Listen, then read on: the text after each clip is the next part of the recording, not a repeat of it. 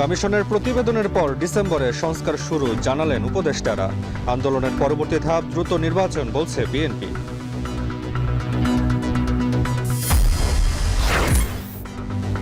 উপদেষ্টা পরিষদে ফ্যাসিস্টদের পুনর্বাসনের অভিযোগ বৈষম্য বিরোধীদের, অবস্থান পরিষ্কার করলেন শেখ বশির ফারুকী।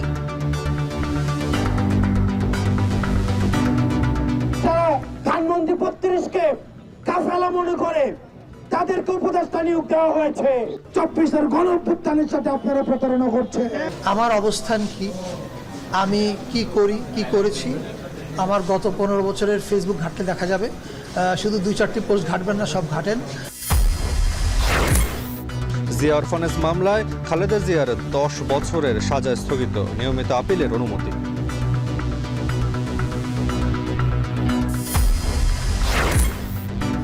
এবং ২ যুগে চর্মরোগ বেড়েছে কয়েক গুণ, বিদেশি পণ্য ভেবে নকল প্রসাধনীর ব্যবহারই কারণ।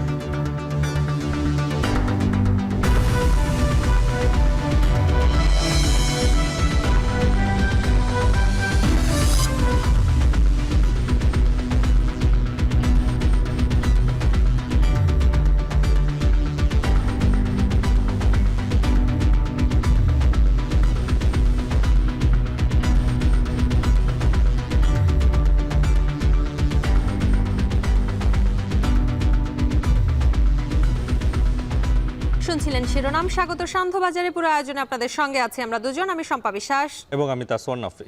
নির্বাচন নিয়ে রাজনৈতিক দলগুলোর সাথে আলোচনা অব্যাহত আছে বলে জানিয়েছেন খাদ্য উপদেষ্টা আলী ইমাম মজুমদার।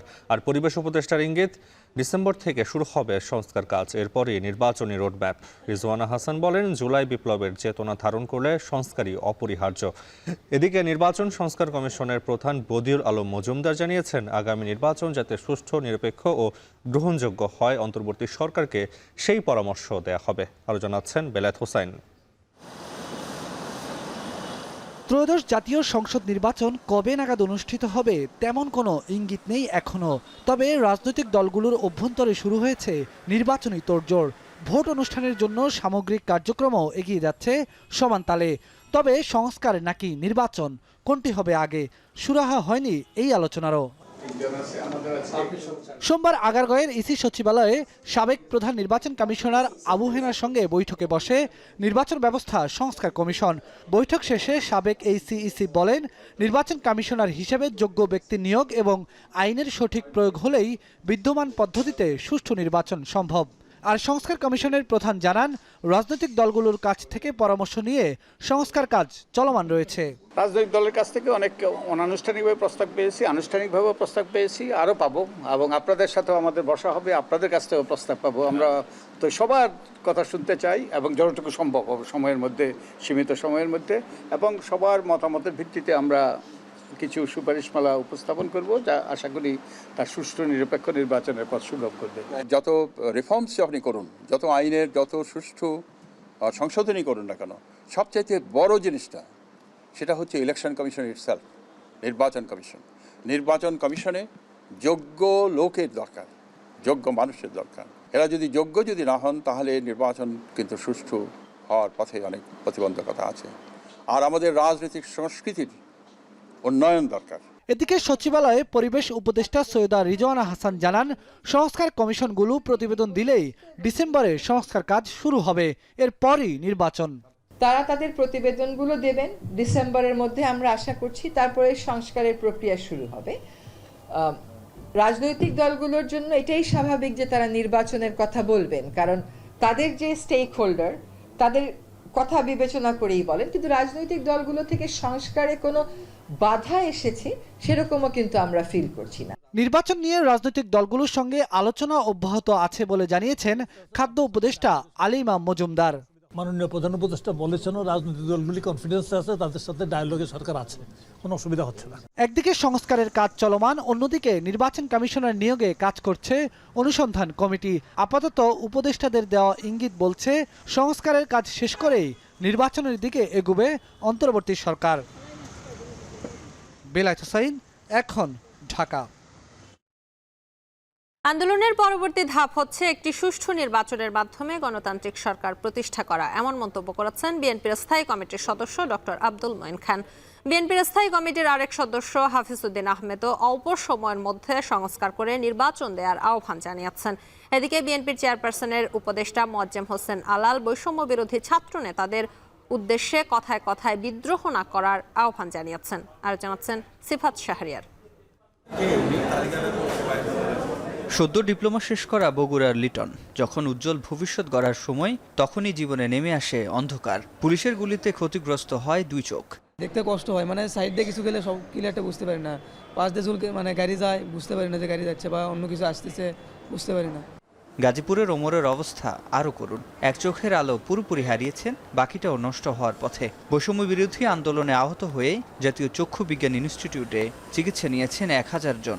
এদের মধ্যে লিটন ও ওমরের মতো এক চোখের আলো নিভে গেছে 493 জনের, আর 32 জন হারিয়েছেন 2 চোখের দৃষ্টি।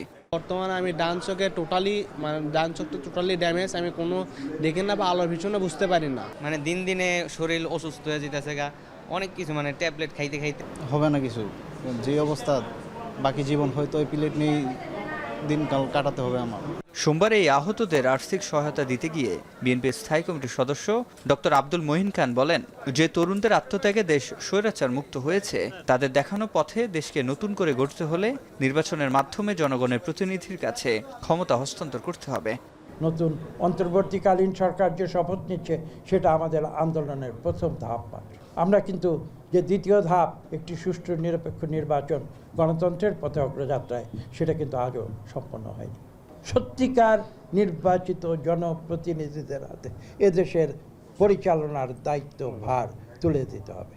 এটা হচ্ছে সর্বশেষ তৃতীয় ধাপ। এদিন ডিআরইউতে এক আলোচনা সভায় বিএনপির স্থায়ী কমিটির আরেক সদস্য মেজর হাফিজউদ্দিন আহমেদও অল্প সময়ের মধ্যে নির্বাচনী সংস্কার করে নির্বাচন দেওয়ার আহ্বান জানান। এই সরকারের প্রধান কাজ হলো একটি সুষ্ঠু নির্বাচনের ব্যবস্থা করে নির্বাচিত প্রতিনিধিদের কাছে ক্ষমতা হস্তান্তর করা। কিন্তু দেখা গেল যে যায় লঙ্কায় সেই হয় রাবণ। তারা দীর্ঘদিন 10-20 বছর ক্ষমতায় থাকতে চায়। ইতিমধ্যেই দেখা গেছে যে আওয়ামী ঘরানার বহু লোক উপদেষ্টা পরিষদের মধ্যে ঢুকে গিয়েছেন। অনুষ্ঠানে বিএনপি চেয়ারপারসনের উপদেষ্টা সৈয়দ মোয়াজ্জেম হোসেন আলাল বৈষম্য বিরোধী আন্দোলনের শিক্ষার্থীদের উদ্দেশ্যে বলেন, তাদের নেতৃত্বে দেশ চলবে, তবে কথায় কথায় বিদ্রোহ না করার আহ্বান জানান তিনি। শিক্ষার্থীদের মধ্য থেকে যারা ছাত্র আন্দোলনে নেতৃত্ব দিয়েছেন তাদেরকে স্যালুট জানাই, কিন্তু একটা জিনিস মনে রাখবেন, এই আন্দোলনে জুলাই আগস্টের আন্দোলনে বিএনপিরই শুধুমাত্র 422 জন নেতাকর্মী নিহত হয়েছেন। সুতরাং সন্তান হয়ে কথায় কথায় পিতার বিরুদ্ধে বিদ্রোহ করবেন না। আপনাদের নেতৃত্বেই দেশ সামনে এগোবে, এটা আমরা বিশ্বাস করি। তার অর্থ এই না যে বাবারা বা পিতারা বা বয়স্করা যেটা করেছেন সেটা বাতিল হয়ে গেছে। মুখোশধারী হয়ে দেশে আওয়ামী লীগ যাতে আবার ফিরে আসতে না পারে, তার জন্য সবাইকে সচেতন থাকার আহ্বান জানান বিএনপি নেতারা। সিফাত শাহরিয়ার, এখন, ঢাকা। উপদেষ্টা পরিষদে ফ্যাসিবাদী দোসরদের স্থান দিয়ে শহীদের রক্তের সাথে অবমাননা করা হচ্ছে বলে অভিযোগ করেছে বৈষম্য বিরোধী ছাত্র আন্দোলন। এমন নিয়োগ ছাত্র সমাজ মেনে নেবে না বলেও হুঁশিয়ারি দেন সংগঠনের সমন্বয়ক হাসনাত আবদুল্লাহ। বিতর্কিত ব্যক্তিদের কেন নিয়োগ দেয়া হলো তা স্পষ্ট করার আহ্বান জানান তারা। বিস্তারিত প্রতিবেদনে। ছাত্র জনতার অভ্যুত্থানে আওয়ামী লীগ সরকারের পতনের পর দায়িত্ব নেয় অন্তর্বর্তী সরকার। 2 দফা সম্প্রসারণের পর ডক্টর ইউনূসের নেতৃত্বে গঠিত সরকারের আকার দাঁড়িয়েছে 24 জনে। এই উপদেষ্টা পরিষদ নিয়ে এবার প্রশ্ন তুলেছে বৈষম্য বিরোধী ছাত্র আন্দোলন। ছাত্র জনতার অংশীদারিত্ববিহীন সিদ্ধান্তে উপদেষ্টা নিয়োগের প্রতিবাদে সোমবার বিকেলে ঢাকা বিশ্ববিদ্যালয়ের রাজু ভাস্কর্যের সামনে বিক্ষোভ কর্মসূচি পালন করে বৈষম্য বিরোধী ছাত্র আন্দোলন। অভিযোগ এসেছে, ছাত্র জনতার বিপ্লবে গঠিত সরকারে ঠাঁই হয়েছে ফ্যাসিস্ট আওয়ামী দালালদের। ছাত্র জনতাকে অন্ধকারে রেখে একতরফা সিদ্ধান্ত মেনে নেওয়া হবে না বলেও হুঁশিয়ারি দেন শিক্ষার্থীরা। আমরা আমাদের মধ্য থেকে বিপ্লবী সরকারের কথা উঠে এসেছিল, আমাদেরকে বলা হয়েছিল স্থিতিশীলতার কথা। স্থিতিশীলতার জন্য সরকারি ধারাবাহিকতা বজায় রাখতে হবে, সাংবিধানিক ধারাবাহিকতা বজায় রাখতে হবে। আমরা দেশের ভবিষ্যতের কথা চিন্তা করে আমরা মেনে নিয়েছিলাম। 71-এর যে বিজয় ধারা জনগণের কোনো উন্নতি হয়নি, সেই 24-এর বিজয়ও কিন্তু লুট হয়ে যাচ্ছে। এই যে গণঅভ্যুত্থান, সেই গণঅভ্যুত্থান এমনি হয়েছিল, গুটি কচি কাঁচা ছেলেমেয়েরা এমনিতে করেছিল, তাহলে আপনারা ভুল ভাববেন। শিক্ষার্থীরা আরও অভিযোগ করেন ভারতের দালালি করা ব্যক্তিরাও ডাক পাচ্ছেন বঙ্গভবনে, যা বিপ্লবের সাথে বেইমানি শামিল। উত্তরবঙ্গের কোনো জেলার কেউ উপদেষ্টা নিয়োগ না পাওয়ার সমালোচনাও করেন আন্দোলনকারীরা। উপদেষ্টাদেরকে নিয়োগ দিয়েছিলাম, তারা নয়া রাজনৈতিক বন্দোবস্ত কায়েম করবে, সিস্টেমের পরিবর্তন করবে, কিন্তু আমরা দেখতে পাচ্ছি তারা সিস্টেমের ভিতরে ঢুকে গিয়েছে। একটি ফ্যাসিস্ট ব্যবস্থা প্রতিষ্ঠায় এত বছর পর্যন্ত বাংলার মানুষের উপর নির্যাতন নিপীড়ন চালিয়ে গেছে, এদের কাউকে আমরা উপদেষ্টায় দেখতে চাই না। এ সময় সমন্বয়করা বলেন, সবচেয়ে বড় পরিহাসের বিষয় হলো ছাত্রদের রক্তের উপর আওয়ামী ফ্যাসিবাদের পুনর্বাসন হচ্ছে। ছাত্রদের সাথে মশকরা হচ্ছে, 3 মাস পরে এসেও আমাদের ছাত্রদেরকে রাস্তায় নামতে হচ্ছে খুনি শেখ হাসিনার বিচারের দাবিতে। যারা ধানমন্ত্রী 32-কে কাফেলা মনে করে তাদেরকে উপদেষ্টা নিয়োগ দেওয়া হয়েছে। শিক্ষার্থীদের রক্তকে পুঁজি করে, শ্রমিকের রক্তকে পুঁজি করে, সাধারণ মানুষের রক্তকে পুঁজি করে তাদের প্রেসক্রিপশনে এই আওয়ামী দোষরদের পুনর্বাসন হচ্ছে। বিতর্কিত ব্যক্তিদের কিভাবে নিয়োগ দেওয়া হলো তা স্পষ্ট করতে অন্তর্বর্তী সরকারের কাছে আহ্বান জানায় বৈষম্য বিরোধী ছাত্র আন্দোলন। আমরা শুধুমাত্র দেবরাজ দেব, এখন, ঢাকা। জুলাই আগস্টের ছাত্র আন্দোলনের চেতনার সাথে ছিলেন জানিয়ে বাণিজ্য উপদেষ্টা শেখ বশির বলেন, গণ অভ্যুত্থানের ঘটনায় কোনো মামলার আসামি কিনা তা তিনি জানেন না, যেখানে পিতার নামের অমিল রয়েছে। আর সংস্কৃতি উপদেষ্টা মোস্তফা সরোয়ার ফারুকী বলেন, ফ্যাসিজমের বিরুদ্ধে অবস্থান ছিল কিনা সেটার পুরস্কার হিসেবে নয়, দায়িত্ব দেয়া হয়েছে সামর্থ্য দেখে। সচিবালয়ে প্রথম কর্মদিবসে অন্তর্বর্তী সরকারের নবনিযুক্ত উপদেষ্টারা একথা বলেন। অবস্থান কি, আমি কি করি, কি করেছি, আমার গত 15 বছরের ফেসবুক ঘাটলে দেখা যাবে। শুধু 2-4টি পোস্ট ঘাটবেন না, সব ঘাটেন। আর দ্বিতীয় কথা হচ্ছে এই যে আমার সিনেমাগুলো দেখলেও বোঝা যায় আমার অবস্থান কি। আর ফ্যাসিস্টের পক্ষের অবস্থান, এটা একটা অবিশ্বাস্য কথা। যারা আন্দোলন করেছে তাদের আবেগের সাথে আমার কোনো দ্বিমত নাই, আবেগ ইজ রাইট, বাট আমার ধারণা ওনারা মিস ইনফর্ম, ওনাদের তথ্যের ভিত্তি সঠিক নয় আর কি। বাট ওনাদের যে আবেগ সেটা তো true, this I do not deny. আমি খুব ভালো জানি না, আমাদের লিগাল টিম ব্যাপারটা দেখছে। ওখানে আমার নামের, আমার বাবার নামের কিছু সঙ্গতি আছে, কিছু অসঙ্গতি আছে। সো এটাকে আসলে আমি কিনা আমি এখনো খুব নিশ্চিত না আর কি। শম্পা, এবার শাহজালাল বিমানবন্দরে বিশ্রামের জায়গা ও সুলভ মূল্যে খাবার সহ বেশ কিছু সুবিধা পাবেন প্রবাসীরা। শুধু প্রবাসীদের জন্য এমন সুবিধা সম্পন্ন বিশেষ লাউঞ্জের উদ্বোধন করেছেন প্রধান উপদেষ্টা ডক্টর মোহাম্মদ ইউনূস। নাফি, তিনি আজারবাইজান যাওয়ার পথে সকালবেলায় এই লাউঞ্জের উদ্বোধন করেন এবং জলবায়ু সম্মেলনে তিনি যাচ্ছেন। সেখানে গিয়ে তিনি বাংলাদেশে জলবায়ু পরিবর্তনের কারণে যেসব সমস্যা দেখা দিচ্ছে সেগুলো নিয়ে আলোচনা করবেন, এমনটাই এখন পর্যন্ত জানা গেছে। এ নিয়ে আমাদের সাথে প্রতিবেদন রয়েছে সহকর্মী বেলায়েত হোসাইনের, আমরা দেখে আসবো সেটি। জুলাই গণ অভ্যুত্থানে ছাত্র জনতার পাশাপাশি প্রবাসে লাখ লাখ কর্মীর অবদানও বিশাল। আরব আমিরাতে ফ্যাসিবাদ বিরোধী বিক্ষোভ করতে গিয়ে জেল খাটেন 57 বাংলাদেশি শ্রমিক। অন্তর্বর্তী সরকার গঠনের পর বৈধ পথে রেমিটেন্স পাঠিয়ে দেশের অর্থনীতিকে চাঙ্গা রাখেন তারা। গত 3 মাসেই $200 কোটি বেশি প্রবাসী আয় এসেছে ব্যাংক খাতে। এবার সেই প্রবাসীদের সুবিধার্থে হযরত শাহজালাল আন্তর্জাতিক বিমানবন্দরে উদ্বোধন হলো বিশেষ লাউঞ্জ। জলবায়ু সম্মেলন COP29-এ যোগ দিতে আজারবাইজানের উদ্দেশ্যে প্রধান উপদেষ্টা ডক্টর মোহাম্মদ ইউনূস রওনা দেওয়ার আগেই এই লাউঞ্জের উদ্বোধন করেন। হযরত শাহজালাল বিমানবন্দরে এটি প্রথম প্রবাসী লাউঞ্জ। এখানে বাংলাদেশি অভিবাসী শ্রমিকদের বিশ্রামের জন্য জায়গা এবং সুলভ মূল্যে খাবার ব্যবস্থা আছে, যার ভর্তুকি দিবে সরকার। এই লাউঞ্জ প্রবাসীদের ভ্রমণকে সহজ করবে বলে প্রত্যাশা করেন প্রধান উপদেষ্টা। যে প্রাপ্য যে সম্মান, সেই সম্মানটুকু যেন জাতি দিতে পারে, সেই সম্মানটুকু দেওয়ার জন্য আজকে প্রথম পদক্ষেপ হল। আমরা আশা করি আরো বহু রকমের পদক্ষেপ নেওয়া হবে, যাতে করে আপনারা এখানে এসে মনে করবেন না আপনারা বাড়িতে আছেন, শান্তি জাতি সবাই আপনাদের দেখভাল করতেছে, সবাই আপনাদের সেবা করতেছে। তিনি বলেন, প্রবাসী শ্রমিকরা দেশ গড়ার কারিগর। জুলাই আগস্টের গণ অভ্যুত্থানে তারা বড় ভূমিকা পালন করেছে। বর্তমান অন্তর্বর্তী সরকার সহ সকলেই প্রবাসীদের কাছে কৃতজ্ঞ বলেও জানান ডক্টর মোহাম্মদ ইউনূস। পাসপোর্ট ছাপানোর কথা বলছেন, আমি সঙ্গে সঙ্গে বলতে চাচ্ছিলাম ছাপতে হবে কেন পাসপোর্ট, ই পাসপোর্ট হবে না, ছাপার দরকার নেই, পাসপোর্ট এখান থেকে যাবে, আপনার টেলিফোনে চলে আসবে পাসপোর্ট, এটা জন্য লাইন করতে হবে, অফিসে যেতে হবে। উদ্বোধনী এই অনুষ্ঠানে উপস্থিত ছিলেন আইন ও প্রবাসী কল্যাণ উপদেষ্টা ডক্টর আসিফ নজরুল এবং আন্তর্জাতিক অভিবাসন সংস্থার ঊর্ধ্বতন কর্মকর্তারা। জন্মভূমির জন্য আত্মত্যাগ করা বাংলাদেশি অভিবাসী শ্রমিক এবং কোটি প্রবাসীর প্রতি গভীর শ্রদ্ধা জানান উপদেষ্টা আসিফ নজরুল। আপনাদের প্রতি আমরা সবাই কৃতজ্ঞ। এই কৃতজ্ঞতা প্রকাশের ভাষা আমাদের জানার নাই। এই প্রবাসী লাউঞ্জ বা এই সমস্ত এয়ারপোর্টের সুযোগ সুবিধা একটা সামান্য অংশ মাত্র। আমরা প্রবাসী কল্যাণ মন্ত্রণালয় থেকে আরও অনেক ব্যবস্থা নিয়েছি, আজকে সেটা আমি ডিটেল বলে আপনাদের ভারাক্রান্ত করব না, কিন্তু আমরা আমাদের সর্বোচ্চ প্রচেষ্টা থাকবে আপনারা যারা রেমিটেন্স যোদ্ধা আছেন তারা যেন বাংলাদেশের সকল স্তরে ভিআইপি মর্যাদা পান। এরপর বেলা 11টায় আজারবাইজানের উদ্দেশ্যে ঢাকা ত্যাগ করেন প্রধান উপদেষ্টা। জলবায়ুর এই সম্মেলন উপলক্ষে 11 থেকে 14 নভেম্বর আজারবাইজানের রাষ্ট্রীয় সফরে থাকবেন তিনি।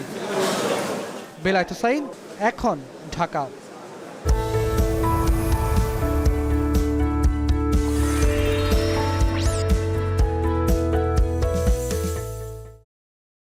ঊনত্রিশতম বিশ্ব জলবায়ু সম্মেলন COP29 উদ্বোধন এবং সম্মেলনের প্রথম দিনের কার্যক্রম নিয়ে জানাতে এই মুহূর্তে যুক্ত হচ্ছেন সহকর্মী মাহমুদ রাকিব। তিনি যুক্ত হচ্ছেন আজারবাইজানের বাকু থেকে। রাকিব, জানাবেন এই সম্মেলনে বাংলাদেশের পক্ষ থেকে কি কি বিষয় উপস্থাপন করা হবে এবং সেই সঙ্গে এটাও জানাবেন প্রধান উপদেষ্টা কবে নাগাদ এই সম্মেলনে যোগদান করবেন? প্রধান উপদেষ্টা ডক্টর মোহাম্মদ ইউনূস তিনি ইতিমধ্যেই বাকুর পথে রয়েছেন। বাকুর সময় এখন 5:17 বিকেল, বাংলাদেশের সম্ভবত 7:15 বাজে। তো তার এখন দিকেই তার বাকুতে পৌঁছানোর কথা। আমি এখনো নিশ্চিত নই তিনি বাকুর বিমানবন্দরে এসে পৌঁছেছেন কিনা, তবে যতদূর জানি তিনি 5টা থেকে 6টার মধ্যেই আসবার কথা এবং তিনি আগামীকাল অর্থাৎ মঙ্গলবার দিন COP সম্মেলনের দ্বিতীয় দিন তিনি অংশ নেবেন এবং এখানে যে লিডার্স সামিট রয়েছে সেখানে তার বক্তব্য দেবার কথা রয়েছে। আগামীকাল মোট 28 জন রাষ্ট্রপ্রধানের বক্তব্য দেবার কথা রয়েছে এই বিশ্ব জলবায়ু সম্মেলনের 29তম আসরে। সেখানে বাংলাদেশের প্রধান উপদেষ্টা ডক্টর মোহাম্মদ ইউনূসের নাম আমরা দেখেছি, এখন পর্যন্ত জেনেছি।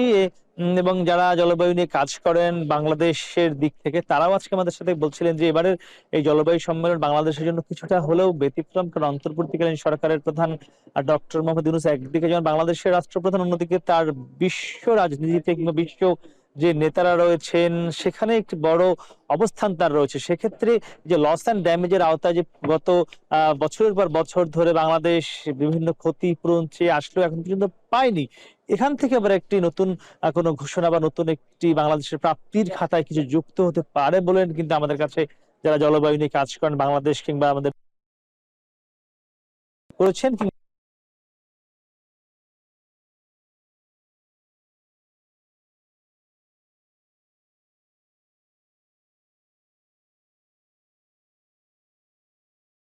সেই আয়োজনে আমরা দেখেছি যে কপের যিনি প্রেসিডেন্ট তিনি তার বক্তব্য দেবার সময় তিনি মূলত মোট 10টি বিষয় আজকে তার বক্তব্যে তুলে ধরেছেন। এর মধ্যে অভিযোজন রয়েছে, প্রশমন রয়েছে এবং কিভাবে বিশ্বের এই যে জলবায়ু নিয়ন্ত্রণে আনা যায়, পরিবেশ ধ্বংস বন্ধ করা যায়, এগুলো নিয়ে তিনি নানান কথাবার্তা বলেছিলেন। তবে এখানে একটি বিষয় কিন্তু খুবই অস্পষ্ট বা যেটি নিয়ে কথা হচ্ছে যে লস অ্যান্ড ড্যামেজের আওতায় ক্ষতিগ্রস্ত দেশগুলোকে কোন ভাবে, কোন ওয়েতে কিংবা কোন ধাপে ধাপে ক্ষতিপূরণগুলো দেওয়া হবে, এটি নিয়ে তিনি কিন্তু আজকে একদমই কোনো কথা বলেননি। এটি নিয়ে কিন্তু বেশ একটি নেতিবাচক প্রতিক্রিয়া দেখাচ্ছেন পরিবেশ বিজ্ঞানীরা। একই সঙ্গে যেই শহরে এবারের এই সম্মেলন হচ্ছে এই শহরের কিন্তু 90% কাজকর্মই করা হয় ফসিল ফুয়েলের মাধ্যমে, তেলের মাধ্যমে। এটিও কিন্তু একটা সমালোচনার বিষয় যে যেই শহরে COP29 অনুষ্ঠিত হচ্ছে সেই শহরেই কিন্তু যেটি বলা হচ্ছে যে তাপমাত্রা নিয়ন্ত্রণে আনবার জন্য কাজ করবার কথা কিংবা নানান ধরনের পরিবেশ বিরোধী জ্বালানি ব্যবহার নিষিদ্ধ বা বন্ধ করবার কথা বলা হচ্ছে, অথচ সেই দেশটি কিন্তু পরিবেশের জন্য ক্ষতিকর নানান জ্বালানি সর্বোচ্চ ব্যবহার করে আসছে। তো সব মিলিয়ে প্রথম দিনের আয়োজন এখন প্রায় শেষের দিকে। আগামীকাল দ্বিতীয় দিনের আয়োজন শুরু হবে এবং সেখানে বাংলাদেশের জন্য সবচেয়ে বড় খবর হলো ডক্টর মোহাম্মদ ইউনূস তিনি আগামীকাল যুক্ত হচ্ছেন। নিশ্চয়ই তিনি বাংলাদেশের জন্য নতুন করে দাবি দেওয়া তুলে ধরবেন, বিশেষ করে তার যে শূন্য বলা হচ্ছে যে যেটি তার 3-0 একটি আপনি জানেন থিওরি রয়েছে, সেখানে একটি কিন্তু রয়েছে শূন্য কার্বন নিঃসরণের ব্যাপারটি রয়েছে, সেটি নিশ্চয়ই তার বক্তব্যে আগামীকাল বিশ্ব দরবারে তিনি তুলে ধরবেন বলে আমরা ধারণা করছি। আমার কাছে এই ছিল সবশেষ। শম্পা, বিএনপি চেয়ারপারসন খালেদা জিয়ার বিরুদ্ধে জিয়া অরফানেজ ট্রাস্ট দুর্নীতি মামলায় দেয়া 10 বছরের সাজা স্থগিত করেছেন আপিল বিভাগ এবং নিয়মিত আপিল করতে বলা হয়েছে। নাফি, মামলার আপিল নিষ্পত্তি না হওয়া পর্যন্ত এই সাজা অকার্যকর থাকবে এবং এই প্রসঙ্গে আইনজীবীরা বলছেন যে খালেদা জিয়াকে রাজনীতি থেকে দূরে রাখতেই তার নামে এই মামলা দেওয়া হয়েছিল। এ বিষয়ে আমাদের হাতে প্রতিবেদন রয়েছে সহকর্মী জাহেদ হাসানের, আমরা দেখে আসবো সেটি। জিয়া অরফানেজ ট্রাস্ট দুর্নীতির মামলায় সাবেক প্রধানমন্ত্রী ও বিএনপি চেয়ারপারসন খালেদা জিয়ার বিচার কাজ 9 বছরে শেষ করে 2018 সালের 8 ফেব্রুয়ারি 5 বছরের দণ্ড দেয় ঢাকার বিশেষ জজ আদালত। তার বিরুদ্ধে জিয়া অরফানেজ ট্রাস্টের 2 কোটি 33 লাখ টাকা আত্মসাতের অভিযোগ আনা হয়েছে। পরে খালেদা জিয়ার আইনজীবীরা আপিল করলে হাইকোর্ট 5 বছরের সাজা থেকে 10 বছরের সাজা বাড়িয়ে দেন। এই সাজার পরেই বিএনপি চেয়ারপারসন 2018 এবং 2024 সালে নির্বাচনে অংশ নিতে অযোগ্য বিবেচিত ছিলেন। একই সঙ্গে খালেদা জিয়াকে বিদেশে উন্নত চিকিৎসার জন্য বারবার আদালতের কাছে আবেদন করলেও বিদেশ নেয়ার অনুমতি মেলেনি। 5 আগস্টে শেখ হাসিনা সরকার পতনের পর খালেদা জিয়ার মামলা নিষ্পত্তির উদ্যোগ নেয় তার আইনজীবীরা। সোমবার আপিল বিভাগের জ্যেষ্ঠ বিচারপতি আশফাকুল ইসলামের নেতৃত্বে 3 বিচারপতির আপিল বেঞ্চ 2টি লিপ্ট আপিল গ্রহণ করে খালেদা জিয়াকে হাইকোর্টের দেয়া 10 বছরের দণ্ড স্থগিত করেন। এই মামলা নিষ্পত্তি না হওয়া পর্যন্ত সাজার কোনো কার্যকারিতা থাকবে না।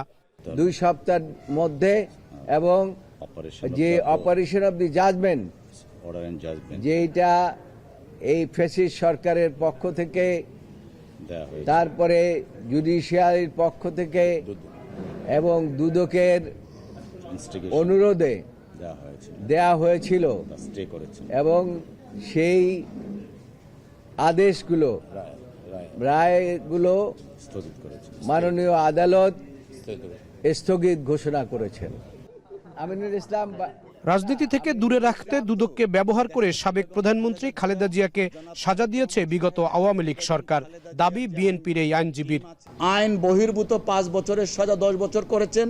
5 বছরের সাজাই দেয়া যায় না, কারণ ইট ওয়াজ এ প্রাইভেট ট্রাস্ট, কোনো এভিডেন্স ছিল না।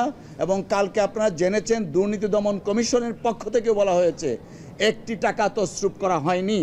আমাদের আবেদন ক্রমে আর দুদকের আইনজীবী বলেন আইন ও তথ্য অনুযায়ী মামলার আপিলে যুক্তিতর্ক উপস্থাপন করা হবে।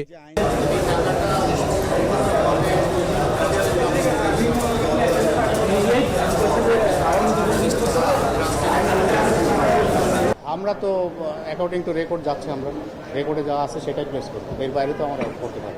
খালেদা জিয়ার বিরুদ্ধে গত 18 বছরে 37টি মামলা দেয়া হয়েছে। গেল 3 মাসে 23টি মামলা থেকে অব্যাহতি পেয়েছেন বিএনপি চেয়ারপারসন। বাকি মামলাও নিষ্পত্তির আইনি প্রক্রিয়া চলমান। এদিকে উন্নত চিকিৎসার জন্য খালেদা জিয়াকে বিদেশ নেয়ার প্রক্রিয়া অব্যাহত রয়েছে। জাহিদ হাসান, এখন, ঢাকা। শরীয়তপুরের ডেমুডায় রাস্তার পাশে 123টি বোমা ভর্তি ব্যাগ বিস্ফোরণ ঘটিয়ে নিষ্ক্রিয় করল পুলিশের বোম ডিসপোজাল ইউনিট।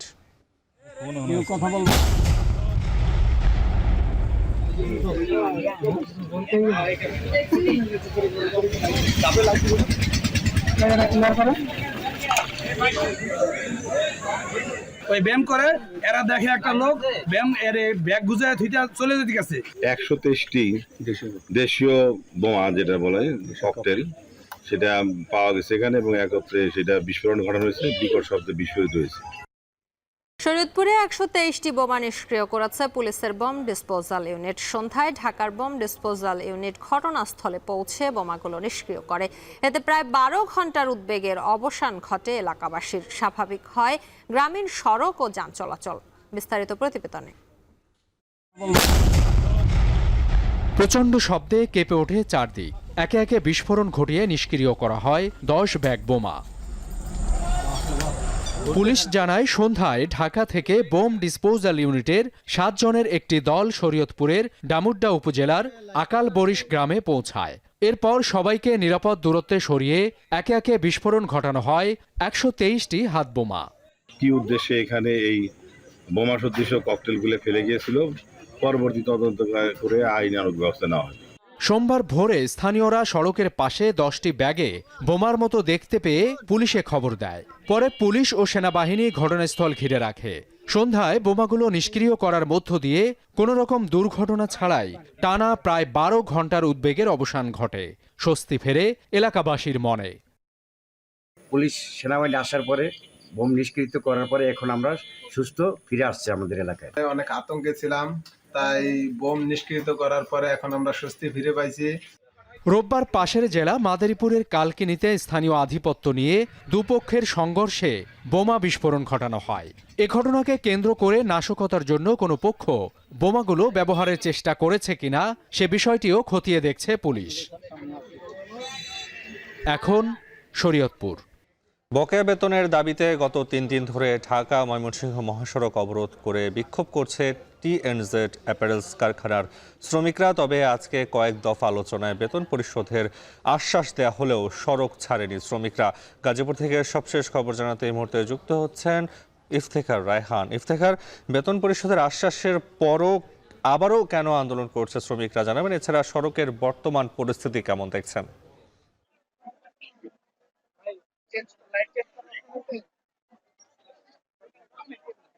জি, আসলে আজকে সারাদিনই কিন্তু শ্রমিকরা এখানে আন্দোলন করছেন। অর্থাৎ গত 3 দিন ধরে এখানে শ্রমিকরা তাদের যে বেতন, বকেয়া বেতন, সেই বেতনের দাবিতে আন্দোলন করছেন। তো দুপুরের দিকে কিন্তু এখানে উপজেলা নির্বাহী কর্মকর্তার পাশাপাশি সেনাবাহিনী এবং বিজিবি সদস্যরা উপস্থিত হয়ে শ্রমিকদের সঙ্গে কথা বলেন। এক পর্যায়ে মুঠোফোনে শ্রম ও কর্মসংস্থান মন্ত্রণালয়ের যিনি সচিব রয়েছেন, তিনি শ্রমিকদের একটি প্রতিনিধি দলকে মন্ত্রণালয়ে আমন্ত্রণ জানান তাদের সাথে বৈঠকের জন্য। এরপরে এখান থেকে শ্রমিকদের একটি প্রতিনিধি দল বৈঠকে উপস্থিত হওয়ার জন্য ঢাকায় ইতিমধ্যে সচিবালয় গিয়ে পৌঁছেছেন। তবে সেখান থেকে এখন পর্যন্ত আলোচনা হয়েছে কিনা কিংবা আলোচনায় কোনো ধরনের ফলপ্রসূ কোনো সিদ্ধান্ত এসেছে কিনা সেটি জানা যায়নি। যে কারণে এখানে শ্রমিকরা বলছেন যে তারা কোনো আশ্বাস নয়, তারা বেতন চান। তারা বলছেন যে তাদের এই আশ্বাস দিয়ে গত বেশ কয়েকটি তারিখ তাদেরকে পরিবর্তন করা হয়েছে, তবে তাদের যে বকেয়া বেতন সেটি তারা পাননি। যে কারণে তারা এখন আর কোনো আশ্বাসে তারা আশ্বস্ত হতে চাচ্ছেন না। তারা চাচ্ছেন যেন তাদেরকে যে 3 মাসের যে বকেয়া বেতন রয়েছে সেই বেতনটি যেন পরিশোধ করে দেওয়া হয়, তবেই তারা মহাসড়ক থেকে ছাড়বেন। এবং এই মুহূর্তে যদি জানাই যে ঢাকা ময়মনসিংহ মহাসড়কের অবস্থা কিন্তু একেবারেই নাজুক। বলা যায় যে এই মহাসড়ক দিয়ে কোনো যানবাহন চলাচল করতে পারছে না। অনেক যাত্রীদেরকে আমরা দেখেছি দূর দূরান্ত থেকে পায়ে হেঁটে তাদের নিজ নিজ গন্তব্যে যাচ্ছে, এবং অ্যাম্বুলেন্সকেও আমরা দেখেছি দীর্ঘক্ষণ যানজটে আটকা পড়ে থাকতে। এবং এই সীমাহীন ভোগান্তি কিন্তু গত শনিবার থেকে শুরু হয়েছে, এখন পর্যন্ত সেই অব্যাহত রয়েছে। এবং কিছুক্ষণ আগে সেনাবাহিনীর সদস্যরা এখানে এসেছিলেন এবং শ্রমিকদেরকে এক প্রকারে বল প্রয়োগ করে এখান থেকে সরিয়ে দেওয়ার চেষ্টা করেছিলেন। তবে শ্রমিকরা ফের আবারও তাদেরকে সেনাবাহিনীর সদস্যদের সামনে এসে দাঁড়ায় এবং তারা মহাসড়ক দখলে নিয়েছে। এখন পর্যন্ত মহাসড়কটি অবরুদ্ধই রয়েছে। তো সবকিছু মিলে গাজীপুরে ঢাকা ময়মনসিংহ মহাসড়ক এখন পর্যন্ত শ্রমিকদের দখলে রয়েছে। এই ছিল আমার কাছে গাজীপুর থেকে সবশেষ তথ্য। বকেয়া বেতনের দাবিতে গত 3 দিন ধরে ঢাকা ময়মনসিংহ মহাসড়ক অবরোধ করে বিক্ষোভ করছে পোশাক শ্রমিকরা। সে খবর জানাতে যুক্ত ছিলেন ইফতেখার রায়হান। জগন্নাথ বিশ্ববিদ্যালয়ের নতুন ক্যাম্পাস নির্মাণ কাজের ঠিকাদারি সেনাবাহিনীর কাছে হস্তান্তরের দাবি জানিয়ে সচিবালয় ঘেরাও করে শিক্ষার্থীরা। মঙ্গলবার সচিবালয়ে বৈঠকে চূড়ান্ত সিদ্ধান্ত আসার কথা জানিয়েছেন বিশ্ববিদ্যালয়ের প্রক্টর ডক্টর মোহাম্মদ তাজাম্মুল হক। সোমবার দুপুরে 5 দফা দাবিতে সচিবালয়ের মূল ফটকের সামনে রাস্তার অবস্থান নিয়ে বিক্ষোভ করতে থাকেন শিক্ষার্থীরা। পরে তথ্য উপদেষ্টা নাহিদ ইসলাম 3 দিনের মধ্যে শিক্ষার্থীদের দাবি মেনে নেওয়ার আশ্বাস দেন। কিন্তু লিখিত আশ্বাস নেওয়ার জন্য শিক্ষক এবং শিক্ষার্থীদের একটি প্রতিনিধি দল সচিবালয়ে প্রবেশ করে। পরবর্তীতে সচিবালয়ে বৈঠক শেষে শিক্ষার্থীরা সাংবাদিকদের জানান, আগামীকালকের মধ্যে ফলপ্রসূ না হলে কঠোর কর্মসূচি দেওয়া হবে। 4 ঘন্টা পর সন্ধ্যা 6টায় শিক্ষার্থীরা সচিবালয় এলাকা ছেড়ে যায়।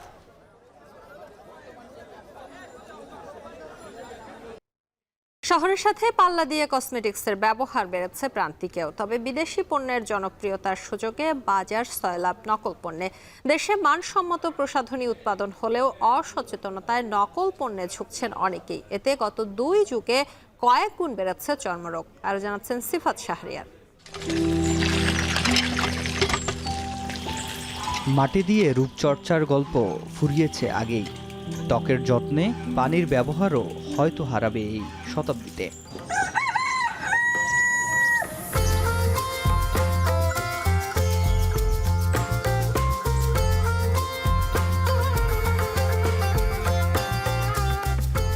বাংলার যেসব গ্রামে এখনও সতেজ মাটি ও পানি, প্রান্তিকের সেসব মানুষের সৌন্দর্য বর্ধনের অনুষঙ্গ কি?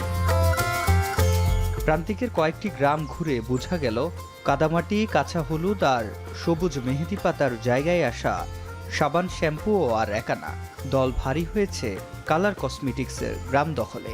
সৌন্দর্য বাড়াতে খনিজ উপাদানের নানা ধরন। দেশীয় যে মেকআপ প্রোডাক্টসগুলো এখানে যদি পাওয়া যেত তাহলে আমাদের বিদেশ থেকে বা ঢাকা থেকে আনা দরকার ছিল না, মানে আমাদের জন্য সুবিধা হতো।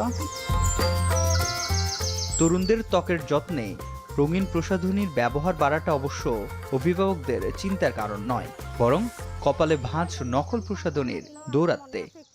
আমরা যখন ছোটবেলায় তখন এই নদীর থেকে কাঁকড়া মাটি উঠাইতো, সেই কাঁকড়ার মাটি নিয়ে আমরা মাথায় গা হাত পা নিয়ে আমরা পুকুর থেকে গোসল করে আসতাম। তো এখন দেখতেছি আমার সালবালরা তো ঘুমতে নুটি মারবি ডে ক্রিম, রাতে শোয়ার সময় মাখবি নাইট ক্রিম। আসলটা যদি দোকানদাররা না দিয়ে নকলটা দিয়ে দেয়, তাহলে মাগানোর সাথে সাথে কবি এরে মা আমার মুখ দেখি বাড়া গেল।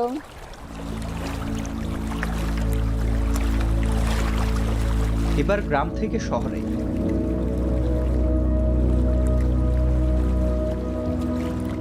শুরুতে ছিন্নমূল ও নিম্ন আয়ের মানুষের উঠানে করাইল বস্তির খাদিজাও ঠিকই বাড়িয়েছে প্রসাধনীর ব্যবহার, তবে জানেন না আসল নকলের পার্থক্য।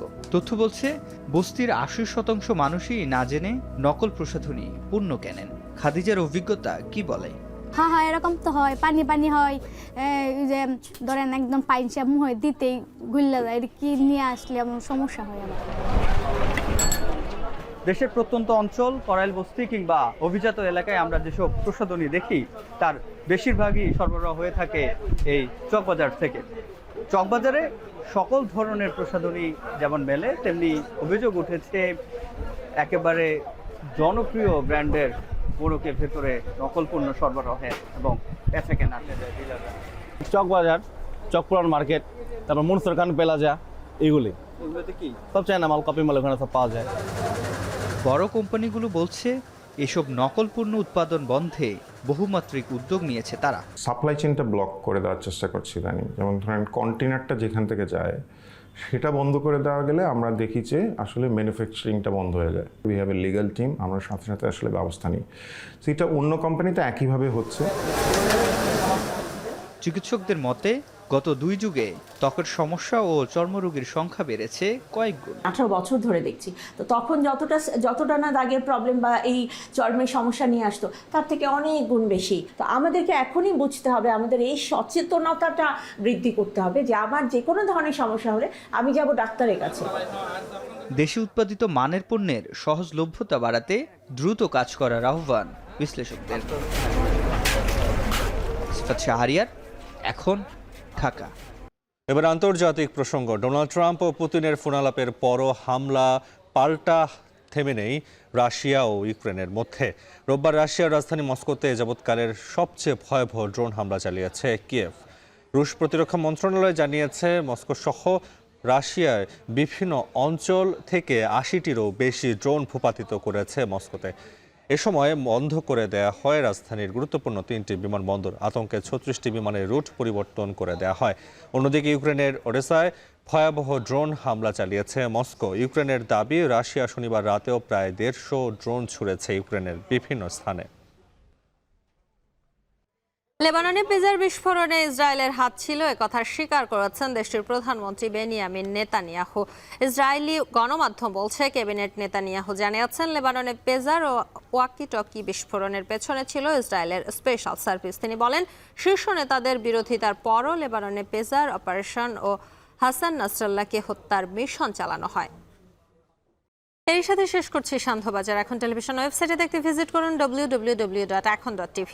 এছাড়া ফেসবুক দেখতে ভিজিট করুন facebook.com/tv.ekhon এবং ইউটিউব দেখতে ভিজিট করুন youtube.com/ekhon TV।